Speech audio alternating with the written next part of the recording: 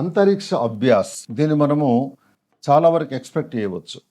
చాలా ఇంపార్టెంట్ ఇది అంతరిక్ష అభ్యాస్ అనేటువంటిది. అంతరిక్ష అభ్యాస్ అంటే ఏంటిది అంటే సాధారణంగా భూమికి ఆవల విశ్వాంతరాళంలో శత్రువుల యొక్క ఉపగ్రహాలను కూల్చడమే కాకుండా అంతరిక్షం నుండి భూమి మీద ఉన్న శత్రు భూభాగాల మీద దాడి చేయడము, శత్రు భూభాగంలో ఉన్నటువంటి వాళ్ళ యొక్క ఎలక్ట్రానిక్ వ్యవస్థలను ధ్వంసం చేయడము మొదలైన వాటి యొక్క టెక్నాలజీని గురించి అధ్యయనం చేసి దాన్ని ప్రదర్శించడానికి కొరకు భారత ప్రభుత్వము ఇటీవల న్యూఢిల్లీలో ఏర్పాటు చేసిన ప్రోగ్రాం పేరే అంతరిక్ష అభ్యాస్ అని అంటారు.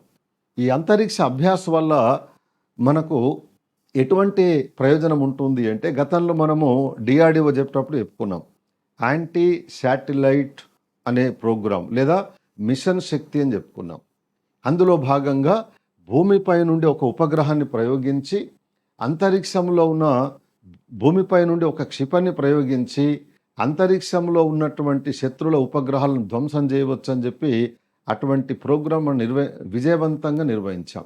అందులో భాగంగా ఇంకా భారత శాస్త్రవేత్తలు ప్రయత్నం చేసి అంతరిక్షంలో నుండే శత్రు భూభాగాల మీదకి దాడి చేయడము, శత్రువుల యొక్క ఎలక్ట్రానిక్ వ్యవస్థలను ధ్వంసం చేయడము, వాళ్ళ యొక్క సమాచార వ్యవస్థను ధ్వంసం చేయడము మొదలైనటువంటి సామర్థ్యాలు ఎంతవరకు భారతదేశానికి ఉన్నాయని చెప్పి తెలుసుకోవడానికి కొరకు న్యూఢిల్లీలో ఏర్పాటు చేసినటువంటి ఒక ప్రోగ్రాం పేరు అంతరిక్ష అభ్యాస్ అనేటువంటిది.